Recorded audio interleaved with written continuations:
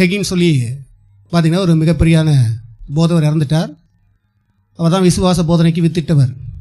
அப்போ பாருங்கள், அவர் தெய்வீக சுகத்தை குறித்து ஒருத்தவங்களுக்கு பார்த்தீங்கன்னா பக்கவாதம் அவருக்கு. அவர் ஜோம் பண்ணிக்கிறார பாருங்கள். ஜோமனை உடனே என்ன இருக்குது பார்த்தீங்கன்னா சுகமாயிடுச்சு. சுகமாயிட்டு பார்த்தீங்கன்னா ஒரு 8 மாதம் கழித்து அவர் பார்த்துருக்காரு. பார்த்தா என்னென்னா மறுபடியும் பக்கவாதம் சிம்டம் தெரிய ஆரம்பித்து கொஞ்சம் கொஞ்சமாக அந்த வியாதி பரவ ஆரம்பித்தது. அப்போ இவர் கேட்குறாரு, என்ன கேட்குறாரு, என்ன சுகமானீங்களே இப்போ என்ன அப்படின்னு. சுகமானே, ஆனால் திருப்பி இருக்க மறுபடியும் இதாச்சு. சரி, இப்போ அதுக்கு முன்னாடி எத்தனை வருஷம் அந்த பக்கவாதம் இருந்துச்சு? 30 வருஷமாக அந்த பக்கவாதம் இருந்துச்சு. அப்போ என்கிட்ட வந்தோன்னே நீங்கள் சுகமாக, ஆமாம் உங்ககிட்ட சுகமான பிறகு 8 மாதம் சுகமாக இருந்தேன். அதுக்கப்புறம் என்ன ஆயிடுச்சு, மறுபடியும் அதே வியாதி வந்துருச்சு அப்படின்ட்டு. அப்போ அவருக்கு இந்த சத்தியத்தெல்லாம் கற்றுக் கொடுத்தாராம். என்ன பண்ண அப்படின்னா, கர்த்தர் கொடுத்த சுகம் சுகம்தான். கர்த்தர் ஒரு காரியத்தை தந்துட்டான்னா தந்துட்டார், திருப்பி அதை எடுக்க மாட்டார் ஆண்டவர். அப்போ எடுப்பது என்றால் பிசாசு. பிசாசுக்கு நீங்கள் எதிர்த்து நிற்கணும்.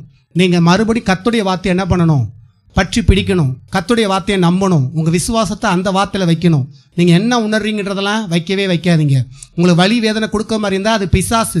மறுபடியும் பிசாசு அந்த வியாதியை உங்கள் சரீரத்தில் வைப்பதுக்கு போராடிக்கிட்டே இருப்பான். உங்கள் மனதில் போராடிக்கிட்டே இருப்பான். உனக்கு இல்லை, உனக்கு நடக்காது, ஆகாது, அவிசுவாச எண்ணங்களை கொடுத்துக்கிட்டே இருப்பான். நீ அதை கேட்டுட்டு அப்படியே அதிலேயே லகித்து போகக்கூடாது, எதிர்த்து நிற்கணும். அப்போ அந்த உபதேசம் பண்ண ஆரம்பித்தாரான். எதிர்த்து நில்லு, பிசாசுக்கு எதிர்த்து நில்லு, துரத்து இயேசுவின் நாமத்தினால. நீ சொல்றதை நான் கேட்க மாட்டேன், நான் சொல்றதை நீ கேளு. இயேசுவின் தலைமையில குணமானாய். ஹல்லேலூயா. அநேக நேரங்களில் சரீரம் சொல்லிட்டு இருக்கிறத கேட்டு கேட்டு உட்காந்து அழுது அப்படி வேற மாதிரி எப்படி எப்படியோ போயிட்டு இருக்க. கர்த்தர் சொல்றாரு, ஸ்டாப் பண்ணு, அது பேசுறதை நிறுத்து. அது பேசுறதை நீ கேட்காத, உன் சரீரம் பேசுறதை நீ கேட்காத. உன் சரீரம் என்ன பலவீனம் கொடுத்தாலும் வலியை கொடுத்தாலும் அதை நீ கேட்காத. கர்த்தர் சொல்ற, நீ பேசு. இயேசுவின் தலைமையால குணமானேன். இயேசுவின் தலைமையின் வல்லமை சரீரத்துக்குள்ள இருக்கிறது.